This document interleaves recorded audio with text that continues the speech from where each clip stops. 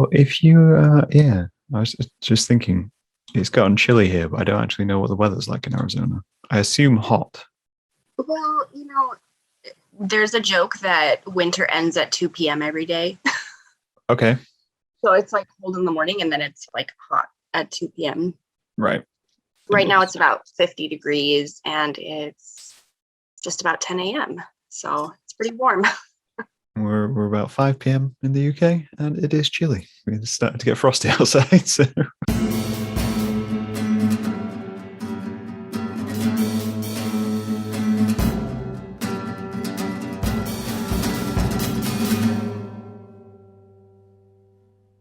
in that case, I will welcome you to the podcast. Thank you. Happy to be here. We got there in the end. Yeah. We had one slight hiccup. Yeah, not too bad. You're actually, strangely enough, I did a recording on Friday with someone else from Arizona, and that also had a hiccup. Oh no, who was it? So there's a rapper named Megaran who's in that area, and he had to reschedule because he had to go help his mom with something. So it was just like, just Arizona, just got a bad reputation. Oh yeah, that's how it goes. Also, I also learned about MST from you both because I didn't even know that was a time zone. Yes. Yep. It's different from Mountain Standard, so it can get kind of confusing. And I also learned a lot of Americans don't know that that's a time zone either, because I have friends in Right. California and they just assumed you were in the same. No, yeah, Arizona doesn't practice daylight savings, so it kind of throws everyone off when they're not expecting it. It's special. It's a special area to live in. Yes. Have you been there your entire life then? I moved to Arizona when I was in middle school, so around age 12 or 13 or so, and I've been here since. So that's, the larger part of my life. So I guess you could say that Arizona is definitely home now. Nice. Yeah. Nice. I like that. I'm terrible at introducing people, so I'm going to let you introduce yourself. Who are you and what do you do? Well, my name is Charissa Lucille, and I'm a zine maker and multimedia artist. And I run a zine distro and store out of Phoenix, Arizona called Wasted Ink Zine Distro. And I also co-organize the Phoenix Zine Fest that's here. You do. When you say multimedia artist, do you mean photography, film? I kind of, every year it seems to change, but the last few years I've been focusing on textile art, specifically quilting and larger scale pieces. So that's been really fun lately. So that's kind of the rabbit hole I'm down this year. It's not a bad rabbit hole to end up in. Agreed. I think with art, you do tend to, like, year to year, you're just like, all right, I'm going to explore this year, and this is going to be the thing. Exactly. I did writing for so many years that I feel like I missed out on a lot of the hands-on art. Okay. So it's been fun as an adult to kind of guide that experience for myself and learn a lot of different things. It's worth getting messy to do it as well. Yes, I agree. Yes. Yeah, there's a catharsis in that. Obviously, I found you through Wasted Ink, being involved in zines and whatnot, and looking up brick and mortar stores essentially. And that's essentially why I reached out to you, because it's very rare, I find, that you find a zine store, so to speak. How long have you had the store then? Well, this year will be our 7th year open. Oh, damn. And I agree, it is rare. And I didn't necessarily know how rare it was until probably a few years in. And that's when I kind of realized, like, this is special, this is different. And it's something to really fight for in Phoenix and in Arizona. Definitely. I couldn't help looking at the building is fascinating as well. I don't know if it's just because I'm from the UK, but from the street, I was just like, it's just a very strange building. It is. And we get a lot of questions about it. This is the 3rd place where Wasted Ink has been located. Okay. In this almost 7 years that we've been open. And it's basically 2 homes that were on different plots And then an artist came in the 80s and bought both of those plots and combined it with a house in between. Okay. And so there's 3 units now on this property, and it's technically zoned as retail art district space because it's located within the arts district. So that artist in the 80s, we've been told that she, had all these galas and big art openings and events and lots of like wonderful things in this space. So it's really neat to give it a lot more love and bring it back to a place where many people can come and enjoy art in similar ways, different but similar. Yeah. Definitely. I think those are the kinds of spaces like you say, like kind of like in the 80s, seemed to be a lot more of those spaces, and then they all just kind of like gradually deteriorated or dropped off. Even in like UK to the US, it's a similar story of just spaces just disappearing one after another. It's so unfortunate, and we see it all the time here. Yeah. I mean, what's Arizona kind of art scene like? I'm curious. Well, especially last year, it surprised me a little bit because people would come into the shop, we'd get to talking, I'd say, where are you from? And they said, oh, well, I just moved here from this state, because Phoenix has such a good art scene. And that like kind of shocked me. And I said, like, what are you talking about? You moved from like a state with a really, reputable art scene to Phoenix. Like, why? Yeah. And they said, well, you have independent theaters, you have independent restaurants, you have, different music venues some are underground and you have to like really find them. And you have all these galleries still. And I'm like, what is happening in these different cities that, Phoenix is a destination? And it really kind of opened my eyes to like not take it for granted so much, and to say like, okay, like we do have an art scene that people are seeking for whatever reason, and we do need to protect it and care for it, and I don't know, give it our all as much as possible. So definitely. Yeah. I'm a big fan of protecting, especially smaller scenes from being kind of completely overtaken. Like I'm in Lincoln in the UK, which is like east of UK, and there is nothing in terms of independent art scenes. There's like the small groups and the small movements, but in terms of kind of something which has a presence that just doesn't really exist, and getting a space for that doesn't happen. So we have to do a lot more work on top of that to push ourselves into that world, if you do. Yeah. I feel like Phoenix was always slower to develop. And I mean, it's kind of a newer state in the grand scheme of things. And so I always felt like, sometimes people would suggest, oh, well, why don't you go do this in LA or San Francisco or a bigger city, with a established art scene. And I would say, there's absolutely no way that would work. There's people already doing it there. So in that way, Phoenix had a lot of space for building and expansion in arts, and still does. But now you have people that see it as a cash cow, as something that can really make a lot of money.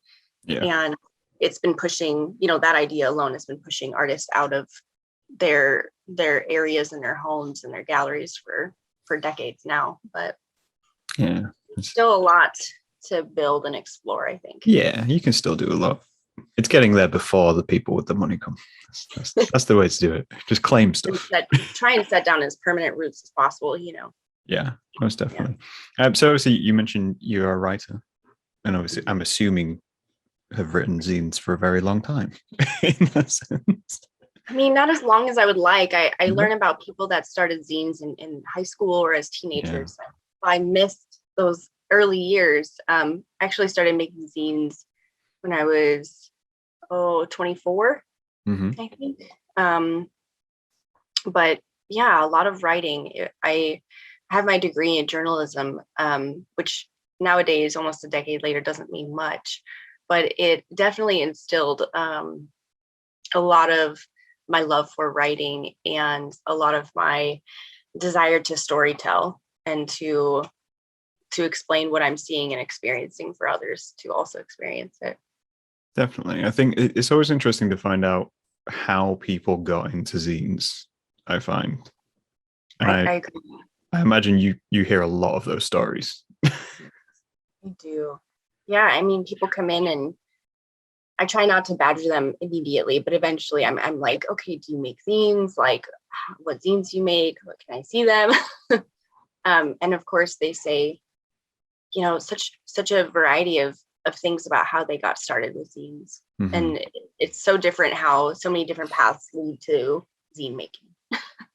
Definitely. Do you find as well, like, do you get a mix of people who are just interested in zines but not making zines versus zine makers who come and they're like, I want to read more. I want to read more. I would say it's a pretty good split. There's people who come in and maybe they haven't made a zine yet, but they're like, they're trying to figure out if it's something doable for them, if they have capacity for it, if they have a desire for it. Or maybe they haven't made zines in like 20 years. Yeah. And they're like, wow, like people still make zines. And I'm like, yeah, they do. You should make yours. And keep going. And they So never always went trying away. to give that gentle nudge, like make zines. Just coercive, just like, oh, so have you heard about zines? Do you want to make a zine? Oh yeah. They're a nice. The way I describe them was like they're a nice gateway to creativity. Of just so, especially people who don't paint or write or do anything like that. And like, I can't do anything creative. And like, well, you could make like a single page zine and see how that goes. Like, yeah. Especially in the distro, because mini zines are so succinct, I feel as though they're often most popular because someone can come in, read it from cover to cover, have a good understanding of what it's about, and fall in love with it rather quickly. I love mini zines. I don't think I've ever actually made a mini zine. Couldn't think of it.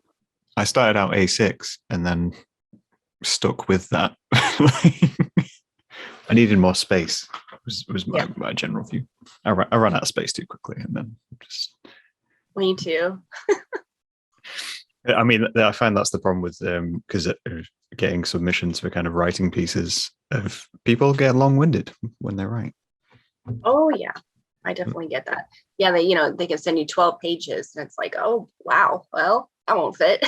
Yep, cool. This is a dissertation paper. I mean, I think that's one of the kind of interesting things of zines as well, is that you see such a range of just styles. It's never one thing. It's always like blends of, such and such does it, like you say, an essay or like a dissertation on something, whereas someone else will literally just spread their thoughts on a page and dive into it. And I don't know if there's a right way or a wrong way to do it. I'm constantly surprised by it, and I've seen a fair share of zines. Just this past year alone in 2021, Wasted Ink distributed almost 4,000 zines. Wow! And so that's just a snapshot of what's for sale and what's being distributed. And I'm constantly surprised by what people make. Happily surprised. And at Wasted Ink, we focus on carrying specific creators' work. So people who are BIPOC, who are LGBTQIA+, who are chronically ill or disabled or neurodivergent. Mm-hmm. And many of our zine makers are a combination of those identities, which is really neat. And yet the variety continues to expand. And there's so many different topics within the distro. Interesting. I'm kind of curious, just in terms of obviously saying you keep getting kind of surprised by what you receive. I'm curious what the most impressive zine you've ever received is, or what you would class as it. I know it's a big question, but it is a big question. I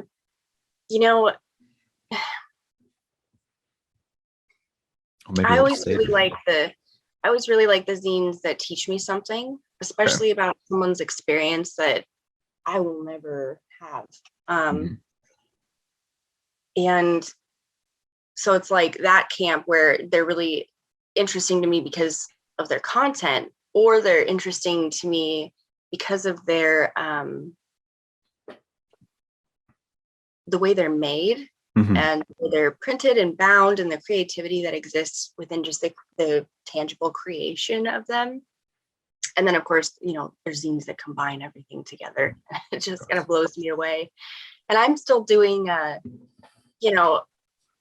like typewriter, copy paste, cheap as possible kind of zines. And so when I see people that are really pushing the boundaries of even the loose definition of what I would consider a zine or self-published object, that really excites me still. Definitely. I mean, just jumping to that, a question of what constitutes a zine. How far away from that do you think you can go? I mean, so in the distro, I tend to have a looser definition of it. Right. It's basically anything that has been self-published or has even gone through like an independent DIY press. Okay. I try to shy away from things that have ISBN numbers, barcodes. The shop has a price cap on it, so 25 or under, just so that, I'm not distributing art coffee books or, the more expensive art books that could exist out there. Yeah. But the majority of the zines in the distro are between $2 to $7. They're still right in that range. Very, very few are at that higher range. So, we have some people consider comics, indie comics, not zines, but, if it's self-published, if it's self-printed and it's self-assembled, like it can be in the distro. I just tend to have like a pretty loose approach to it. I love the collaborative zines. I love the work that, they're kind of like, they're on the edge of magazines, but they're still all individually created and published. And I think that's important still. Sometimes people talk about, what the zines are made out of. If, for me, I'm still making the DIY copy and paste stuff at home. But there are people that are making these high gloss, beautifully bound, really high quality paper publications, and they still have a place. So, many of the projects, the funds collected from them go to support other projects and larger organizations or mutual aid efforts in our area. So it just kind of depends on what it is and why it exists, I guess. Yeah, I think why becomes the big question, because it's always when you have this conversation with people and they do try to start splitting it of, oh, you can't do it because you haven't assembled it yourself or you haven't copy and pasted, and you're like, I mean, I paid for it, I created it, therefore it's mine. I think I always draw the line of if it's got advertisements, if it's like as soon as you're funding something else, then you've gone away from what was meant to be there, I guess. Or it's not subjective. Sometimes in my zines, I'll have fake advertisements just as a gag. But if you're like selling ad space in your zine, then I think it kind of becomes something else. That's definitely magazine territory. And the circulation, if you're selling it on Amazon and you're distributing 20,000 a year, like, is that a zine? That's interesting as well, because you get a lot of now, like fashion brands have moved into what they call zines, I've noticed. Yes. And that concerns me. Yeah. I've seen a lot of popularity grow, in our area. So, there's a lot more, there's college courses or zines. And I kind of have to ask myself, like, who are the professors teaching this? And why are they teaching zines in college? And what comes of it? And what their ethos is around zines? How are they involved in the larger community? Are they a zine maker themselves? Or do they just like graphic design? Like, so that, there's a lot of questions. But I do think the hair splitting of it all can be more detrimental to the scene overall, instead of just more welcoming and and saying like, hey, like make whatever you want. Yeah. So there's that fine line, I think.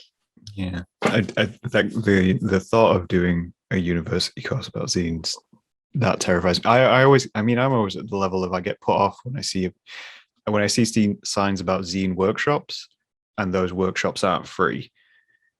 That always triggers me a sense of I'm just like it's you can literally make it with an A4 piece of paper in 2 minutes. So why do you need an hour and $150? Right. When we talk about workshops and accessibility, I think, it depends on what's being offered, but oftentimes I see very expensive courses being offered in workshops without any option for a sliding scale or even a scholarship option. Like whenever I'm doing a workshop or, I'm bringing in someone to teach a workshop that I'm hoping to pay, we discuss those accessibility options, because I don't think zines and zine making should be gatekept. And I don't think someone should, necessarily profit off of zine making as a whole. Like, I don't think it should be a huge moneymaker. But that's my personal opinion. And I know some people are really out there making zines to supplement their income. And I can't say anything about that either. So like, there's a lot of people doing things, but I do agree that workshops need to be accessible in a few different ways for me to feel comfortable about it. Yeah, I completely agree. And like we say, I think there's so many backgrounds, and getting to hair splitting with it just drags the whole idea down. But it should be about accessibility and should be about connecting people and bringing them. And you think about the world of traditional publishing, and there's so many rules there. So if someone's leaving that world to try and access a space with less restrictions and then enters a space where zines, it's like, well, you shouldn't price it like this and you shouldn't use this kind of method, and like that's just more rules. It is. There's just more rules. So yeah, I mean, in terms of kind of inclusivity, and like you mentioned before, what you kind of stock in your store and whatnot, with the topic of the day, as it were, we're discussing this idea that you had that zines are inherently queer. And I'm curious if you can explain what you mean with that.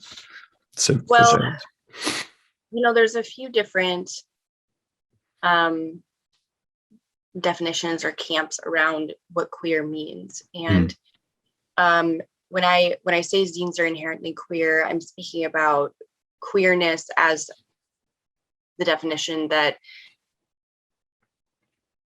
actions outside of the traditional norm and the traditional narrative are inherently queer.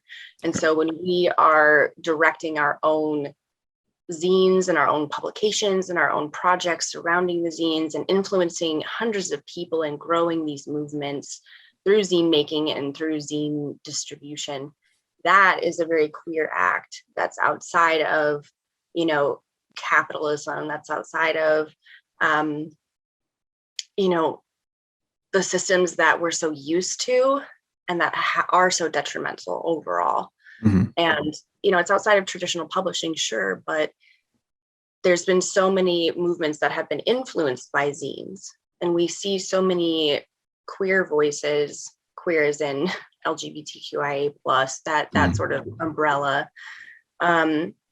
because they have no representation in traditional media. And even if they do, it's been heavily edited, it's been revised, it's been approved, it's been watered down, it's been whitewashed and sanitized. So we don't have a lot of spaces where these people are having their voices heard as their true authentic selves, without being so washed clean, to say. I'm using quotes there. So zines themselves have always been a space for historically silenced voices to have their voice heard. And in that way, that is what I mean when I say that they're inherently queer. Yeah, I completely agree. It's when you kind of mentioned it as a kind of a phrase, it was one of these things which kind of got me thinking in terms of my experience of entering into the zine world, as it were, in the sense of when I did it, a lot of my friends who are queer and were making zines about being queer. And I kind of entered in as like, am I going to be welcome at events, or is this going to be like a thing? Because it's not my community, it's not my world in any way, shape, or form. And obviously that moved aside quickly because everyone was super friendly in the zine community, as it were. But it got me thinking of kind of its place amongst other art forms and why it is so accessible compared to other practices which do the same of allowing people voices. And I wondered if you had any thoughts on that. Well, I completely agree. And, we do at the distro center around and focus on zines made by creators with these identities, but we also prioritize Arizona work. So you cannot identify with any of the identities I listed and just live in Arizona, and that will get your work in the distro. So I do think there's a lot of space and room for all types of creators to exist in the same fishbowl. And I hope there's not as much hair splitting and exclusivity, because that's, I don't know, the opposite of what I'm working towards. Yeah. But for me, I think it was about a year after I had started the distro, I looked around in the shop, and I realized that a lot of the zines were from like white, straight, male creators. Mm-hmm. And I said, like, how did this happen? First of all, like, how did all of it just come so quickly? Yeah. And fill the shelves? And so that made me think about, what the distro's for, who it's for, what zines largely represent. And while there's still room for creators who have those identities, I wanted to make sure there was a more balanced situation, a more balanced existence of the different voices. So focusing on that and setting up boundaries and systems to make sure that actually takes place has been really beneficial. And yet, like I said, the variety is still vast. I mean, you can find zines in the store about anything, which is wonderful. It's one of those kind of, it's an interesting way to, like, because obviously, like we're saying, like zines come a very long way. It's been around for a very long time. I mean, when I think of the UK zine scene, most of it started with like music zines and fanzines from the punk movement, and how that was the domination of zines for a very long time. Mm-hmm. Whereas now it's obviously shifted, and I find it weird as like a community to have evolved so much over time that it can shift its focus as it moves along the historical timeline to, focus on those who aren't getting the attention, rights, and everything they need. But I'm like, well, if that gets to a point where we are better representing people in the world, what's next? What will zines in the future be, and what will we be looking at and going, okay, well, these are the next group who need to be involved in zines.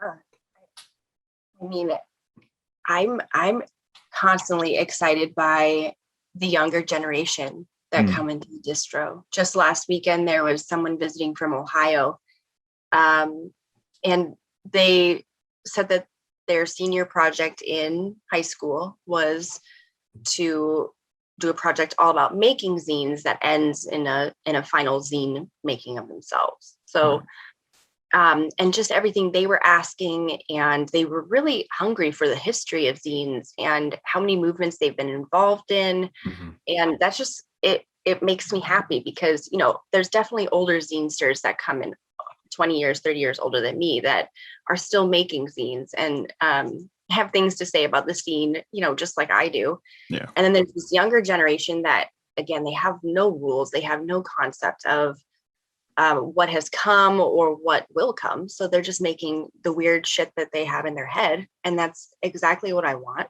Yeah. It's very creative. It's very powerful. And they're operating and creating without rules, just like a lot of zinesters.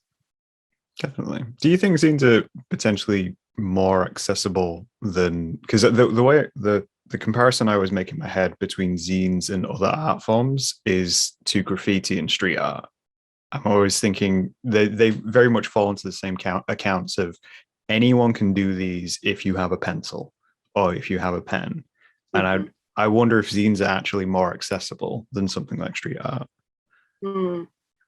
I don't know too much about street art, but I I really do believe that anyone can make zines, Mm. and that's kind of why I think I like gently push, and say like, oh, you're not a zinester yet. Like, oh, you don't make zines yet. Like, don't just close that door.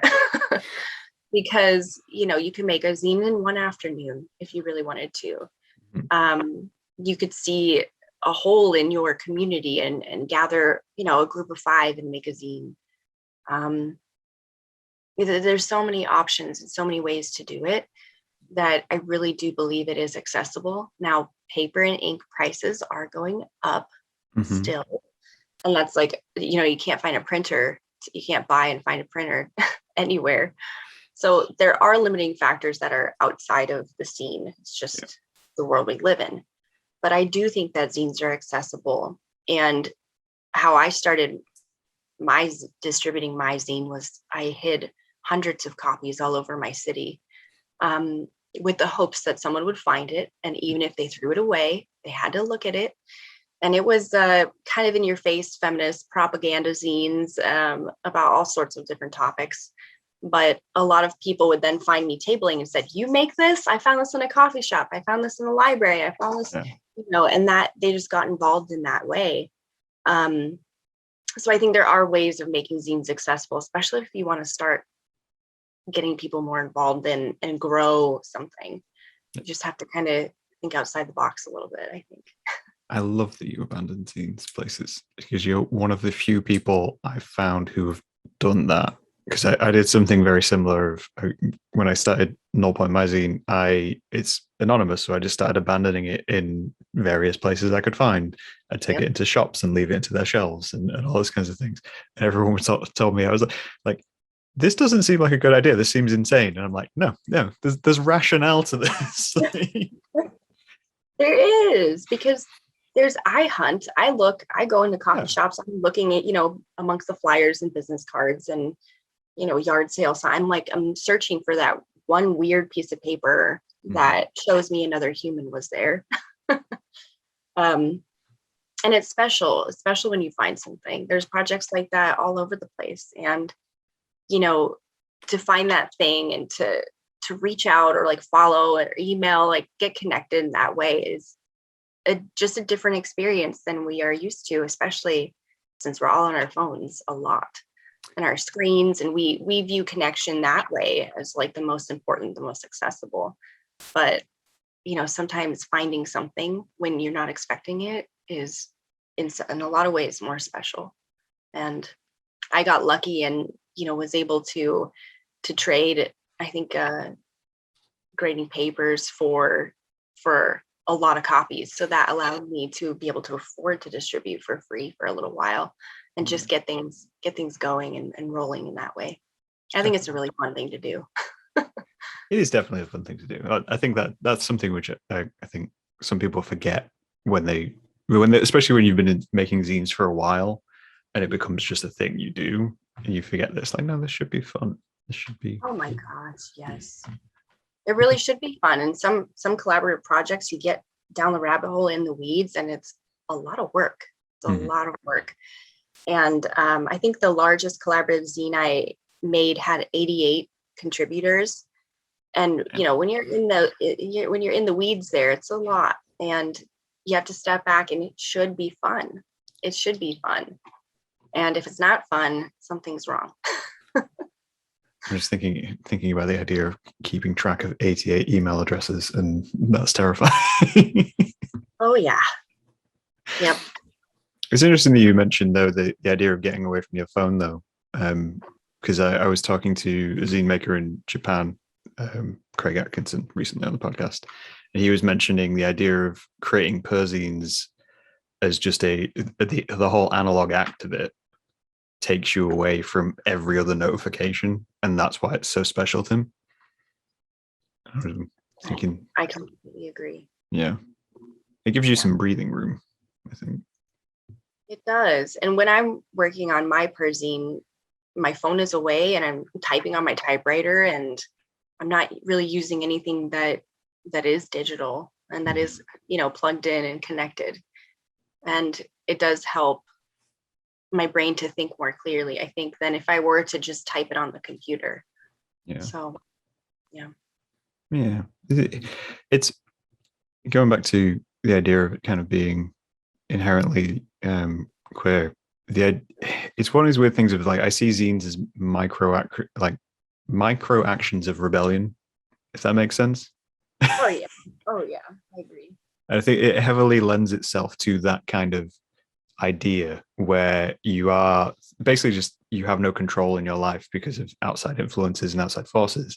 So you basically get to sit down and go, actually, no, if I just write fuck you on a piece of paper, that gives me that freedom. It does. And I find so many people, they're much more willing to share their thoughts, their experiences, their worries, everything jumbled in their brain in a zine.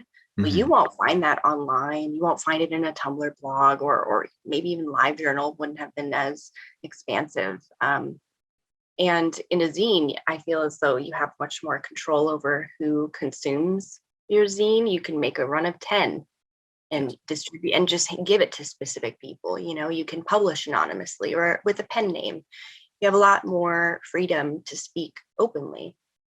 And I think that's a beautiful thing. People have a lot to share, but there's a lot of fear of being judged or, whatever else, or, even legalities of some things, I'm sure. But zines open up a lot more opportunity to share just authenticity.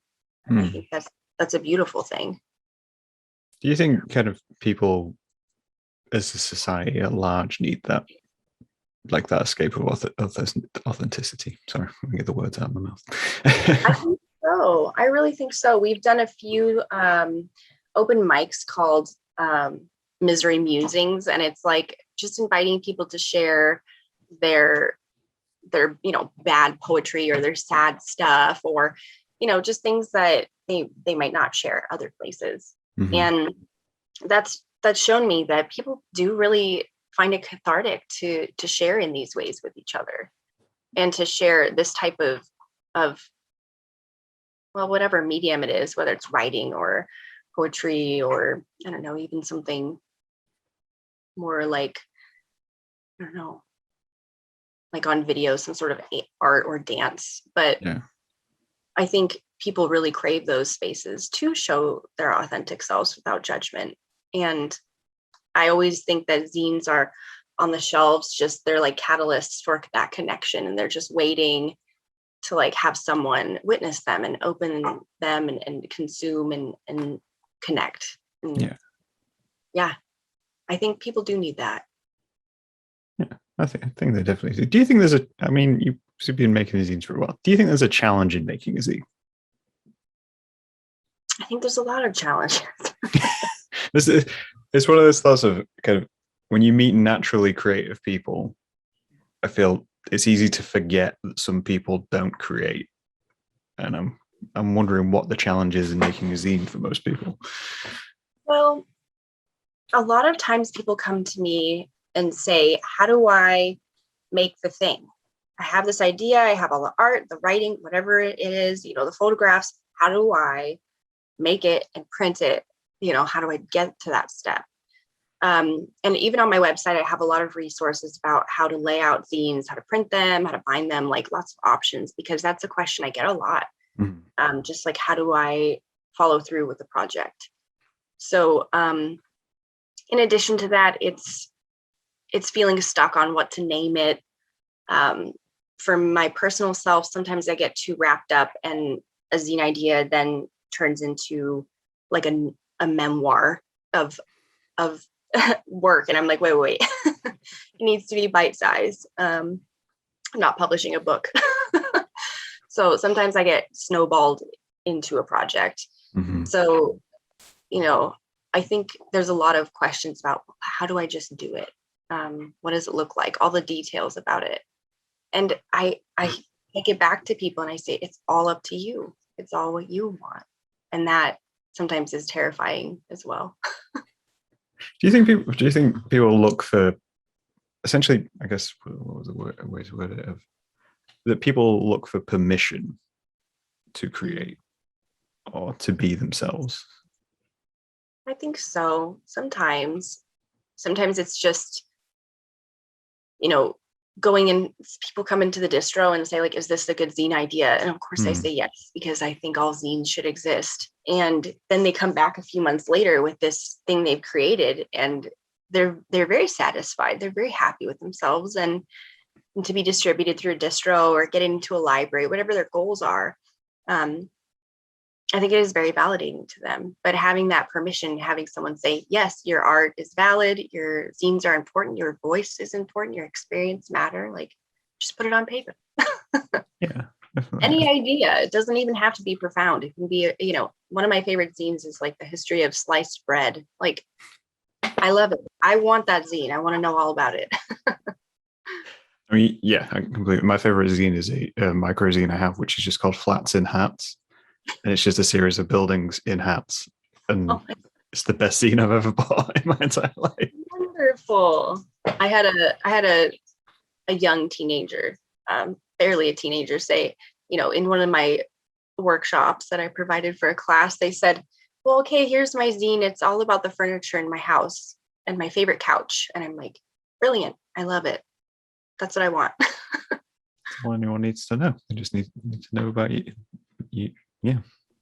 I think they're great tools in terms of, you can put an idea into something, and you may never even thought about something, may never even considered a topic worth looking at, and then someone points to it and says, you should look at this for a few minutes. Like, oh yeah. And just, I open up packages every week, and I never really know what's in, they've described it. I might have seen pictures, but like, having it in my hands tangibly, and seeing just the variety and the amazing people, the amazing things that people come up with. It's very exciting for me. It's just, absolute. I mean, it must, I don't know if that'd be anxiety inducing to receive a parcel and never know what you're going to get. Sometimes I get the unsolicited zines, and really, it's truly a mystery. I'm like, what is this? Yeah. But, it kind of happens less now. I'm not sure why. Maybe you've become jaded. You're just like, nothing surprises really. Oh, still surprises me, yeah. But I never know what I'm going to get. No, you don't know what you're going to get. I think zines are they're a very interesting tool. I think I always begrudge necessarily calling them a medium, like painting or something like that, just because they can be used in so many ways. And I think they potentially have more value as kind of something therapeutic and cathartic to do, like we said before, it gets to the idea of profit or advertising. And yeah, people need a tool. I definitely think zines provide that in some capacity. We need to push them into more places. I agree. Yes, I agree. I ask everyone, like, can I put a zine rack here? Like, have you considered starting a zine library? Like, are you interested in distributing? Like, how can we work together all across the state? Because I just want more people to make zines and benefit from reading them as well. So the more the merrier. I think just on that sense then, obviously zines are microactions of rebellion, as we kind of stated, and utilized by the parts of society who need that most and need the catharsis and representation and everything like that. If zines were more mainstream, do you think they'd lose that value?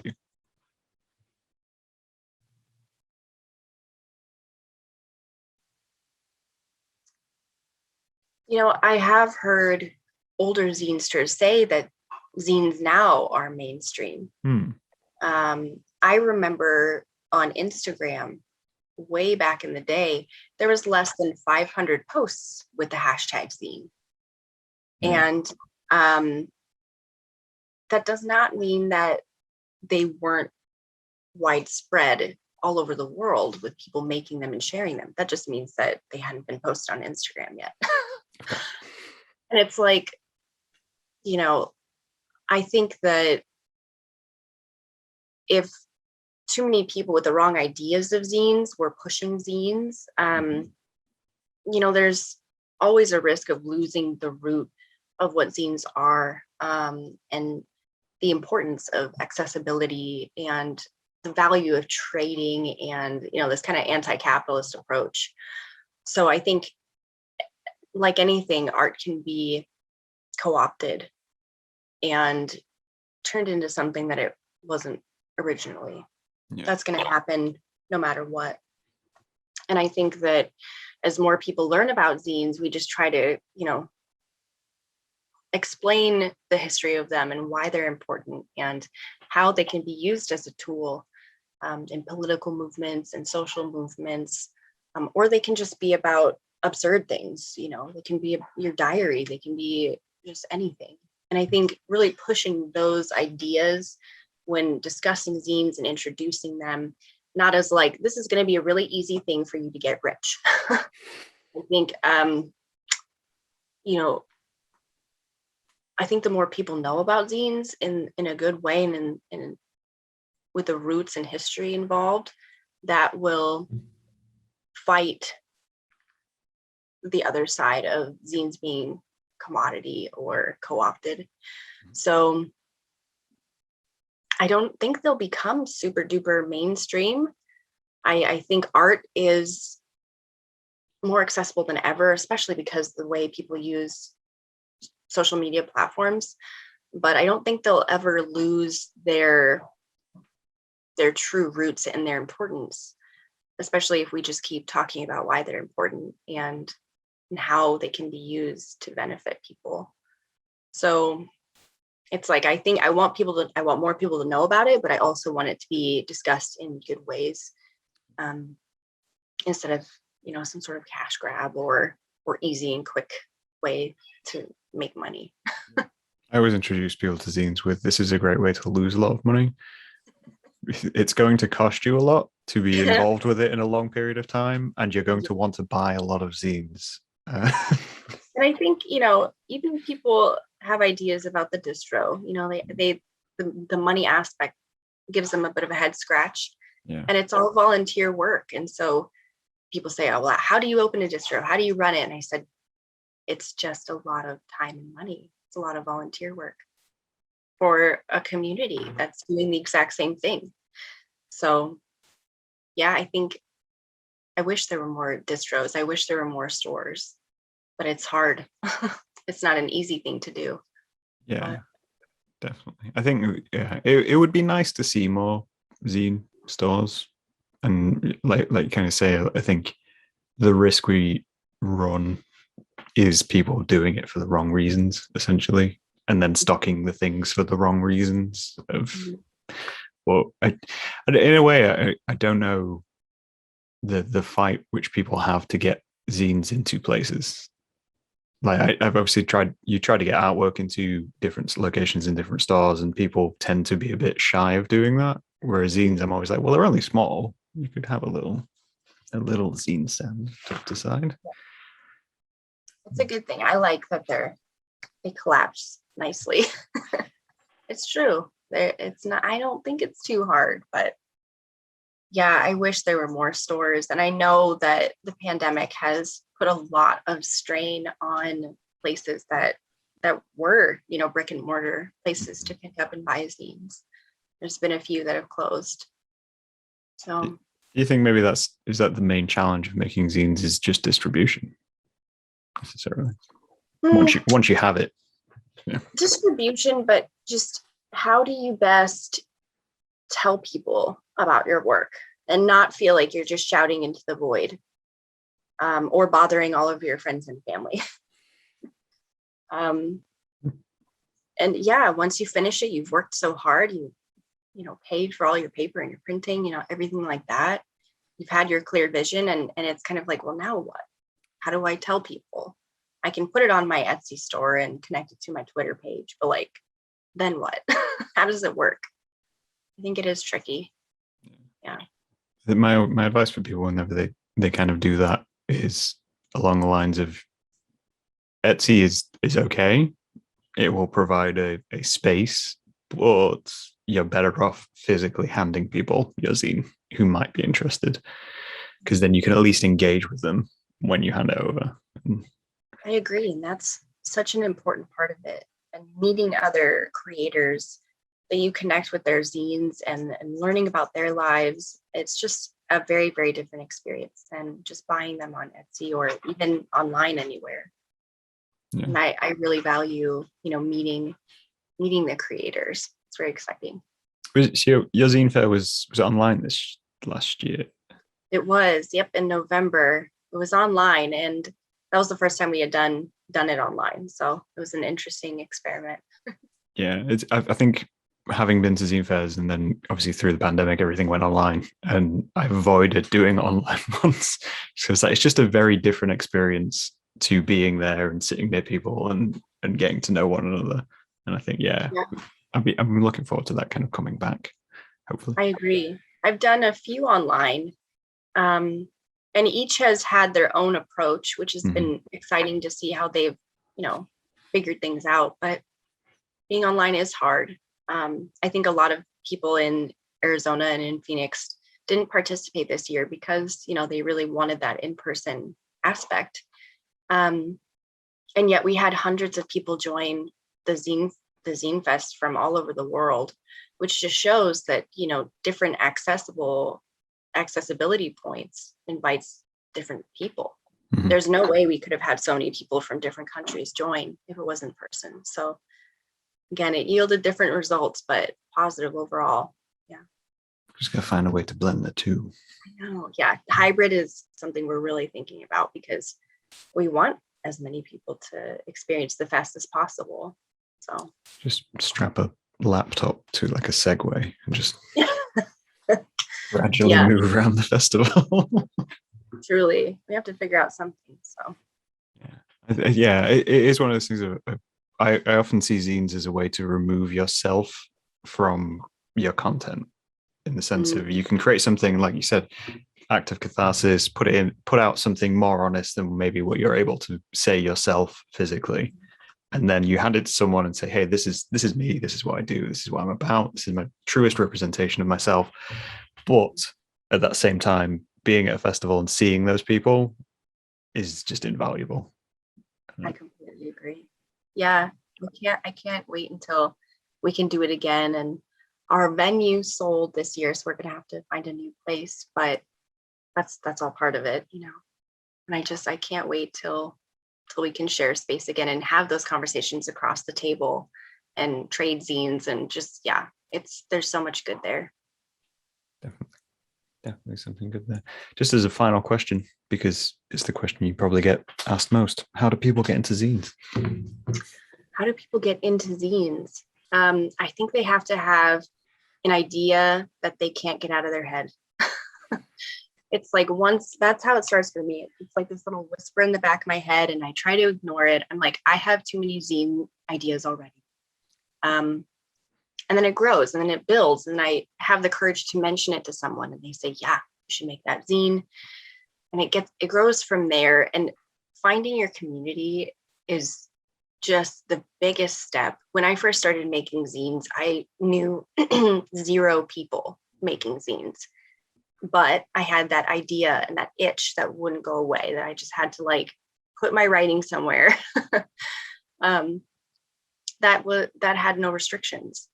And finding other zine makers, to tell me what stapler to use and where in town has the cheapest copies, that was really important and valuable to me and made me feel like, okay, I'm not just this person, in my whirlwind of paper making a zine by myself. There's so many more people doing this, and it's not it's not a solitary act. Yeah. So wherever I travel, it's not as often as right now as it used to be, but whenever I travel, I'm looking up zines in that area. I'm Googling, I'm asking friends. I'm just trying to find where the zines are because I want to learn about more of those communities so that I can do my best to connect and support them. in whatever way I can personally. But I think getting into zines, you just have to look for them first. Yeah. Definitely. I think that's great advice. I think an idea and a little bit of courage probably take you quite far in making your first zine or getting into it. So, oh yeah. Great platform for bringing more of your authentic self in a fairly safe environment. Yeah, I think so. Definitely. Well, I think we can probably round this out if you're happy. Yeah. It's been lovely to catch up with you. I'm just so glad that you reached out to have this conversation about zines. And yeah, I'd love to read yours. Oh, I don't know about that. Yes, I would. You're doing it. I'm doing that thing, which is where I distance myself from my own work and just. Yeah, you're like, no. Me at zine fairs, most people, put their work out there and are like quite proud of their work, whereas I put my work out there and then I just gradually walk away from it. I'm the same. I have this whole store of zines and I just kind of tuck mine in there, just hide them amongst the other ones. And people say, well, which ones are yours? And I'm like, that's over there. You really have to find it. Yeah, I mean, if you find it, you get a more, authentic version of ourselves. But you have to find it first. There's a challenge involved in finding ourselves. No, on that case, we'll round this out and we'll talk to these guys later. As I say, thank you for coming along. Of course. Thank you so much.